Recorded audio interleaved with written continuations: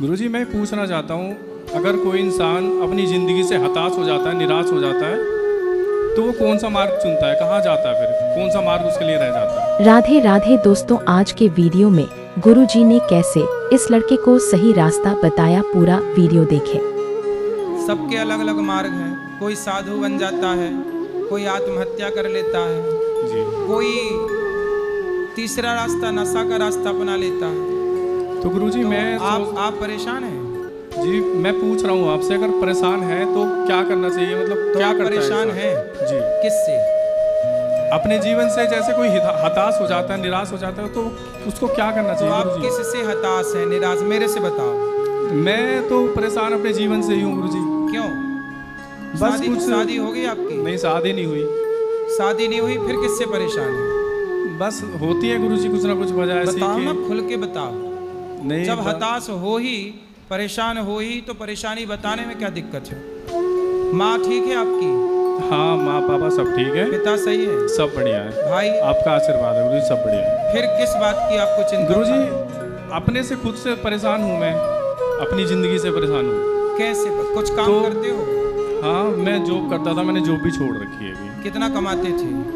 कमा लेता था 30-32 हज़ार रुपये। आप क्यों छोड़ दी काम, जॉब? गुरुजी मैं भक्ति का मार्ग चुनना चाहता हूँ। चुन लेना जी। पहले ये बताओ कि हताश क्यों हो, परेशान क्यों हो? बस गुरुजी वो तो पता नहीं, मन में ऑटोमेटिक ही नेगेटिविटी, कोई लड़की से गलत प्यार विचार आते करते हैं। हो? नहीं, ऐसा भी नहीं है। सही मतलब बताओ, कोई प्यार व्यार किया आपने? नहीं गुरुजी, मन ही नहीं करता कि मैं जॉब करूं, मतलब ऐसा मन करता है कि सांसारिक मोह को ना छोड़ दूं बिल्कुल। भक्ति की राह पे मेरा मन चलने का करता है। भक्ति की राह पे चलना बहुत अच्छा है, पर टेंशन क्या है? भक्त को टेंशन थोड़ी रहती है। भक्ति मतलब जमाने को दिखाने के लिए भक्त ना बनो। जी वो तो है। बनना है तो फिर भगवान के बनो। भक्त किसे कहते हैं?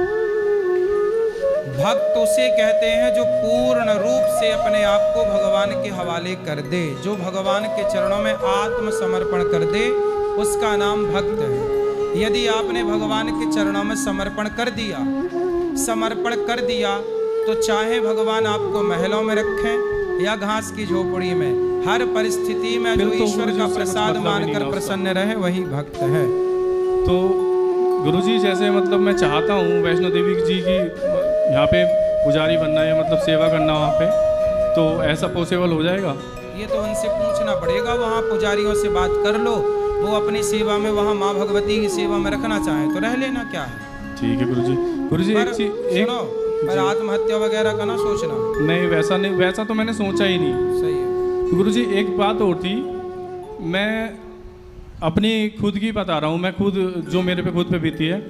मैं एक बार केदारनाथ गया था, तो ऐसा सुनते भी हैं, मानते भी हैं कि अगर किसी को स्वर्ग देखना है तो केदारनाथ जाइए। तो मैं केदारनाथ गया गुरुजी। केदारनाथ कोई 20 किलोमीटर के आसपास चढ़ाई है वहाँ की। तो वहाँ जैसे हम रास्ता सफ़र तय कर रहे थे ना, पैदल ही तय किया था, तो वहाँ का रास्ता भी इतना अच्छा नहीं है, ख़राब है सब रास्ता। तो चलते चलते मेरे को बुखार भी आ गया था रास्ते में। आधे रास्ते में हमने वहाँ पे स्टे किया, फिर वहाँ पे रुके। अगले दिन हम वहाँ पे पहुँचे, मतलब दर्शन करने के लिए। तो दर्शन करने के लिए जब वहाँ पहुँचे, बुखार होने के बाद भी मतलब मैं गुरुजी किसी सवारी से या किसी से नहीं गया था, पैदल ही गया था, मन में एक श्रद्धा भाव लेके। वहाँ दर्शन करने के लिए जैसे पहुँचे ना, तो वहाँ 2 बजे के टाइम पे हम पहुँचे थे।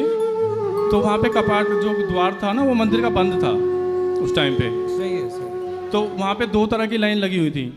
एक में तो जो साधारण लोग थे, एक में VIP थे। तो गुरुजी जो व्यक्ति जा रहा है चढ़ाई करके, इतना मतलब मन में श्रद्धा भाव लेके, और उसको दर्शन नहीं कर पाए, बिना दर्शन करे चले आए। इतने दूर जाने के बाद बिना दर्शन करे चले आना। दर्शन सबको करना चाहिए, लाइन में लग के दर्शन करना चाहिए, सबके लिए एक सी व्यवस्था होनी चाहिए, यही धर्म है। तो लेकिन हर जगह धर्म अधर्म दोनों हैं, इसलिए किस किस को समझाओ, ये बड़ी समस्या है। इसलिए हम तो पीछे जाते हैं, पीछे से दर्शन करके आते। मैं कभी VIP लाइन पे जाते ही नहीं, ना VIP दर्शन में। नहीं, हम भी नहीं जाते। मैं पीछे से दर्शन करके तुरंत आ जाता हूँ। चलो।